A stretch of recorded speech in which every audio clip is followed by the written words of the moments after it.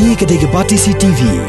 Bat pidang pet yaki kubor paman kesni. Balawan rasya pidang Modrina Auto Enterprises Maulanong Kwar TSS Road Shillong. Ringkat bat ka Orange Nissan Lums Hop Ho Shillong.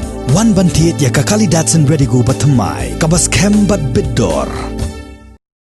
Kajingilang jong gakinhun Menteri Kesorkar Jela kabalalong hakakat arterik urisau arjar arpau kalashim yikarai ban ainam aiburam hakakerteng jong UMLA barim ka Maulai constituency uba founder strong kaji yikasurok shalong Maulai bypass kabapenyeso nado kasnong mauyong rim terter shado kasnong Maulai maukenro shalong Yagani kesurok kabalashna da kajing ai jingmun bat kajing tray borba jong uba founder strong kaji nagabenta ban weng ya kajing dhengkali hasilintar kesurok ba national highway laple pej ba da menteri rang ba kesorkar jela ukonrat ke sangma hakakat praterik ubnai nailar arajar khat khandai hagani ke jo kasngi kekinhon menteri jong kesorkar jela kala shimru ya karai ban ainam aiburom ha most reverend Dominic Jela ubolong archbishop jong kejela nyamba shillong ubala klatno ha kajing ya takho kali ha kashnong Colusa county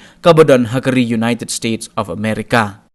The cabinet today, after the proposal that has been given by the naming committee, has proposed that the Maulai bypass road is being proposed and it's been decided that it will be named as Founder Strong Kaji Road.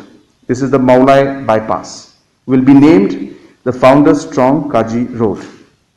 The second decision that was taken was the long round road from TSS Road Junction to FCI Godown is proposed to be named as Archbishop Dominic Jala Road.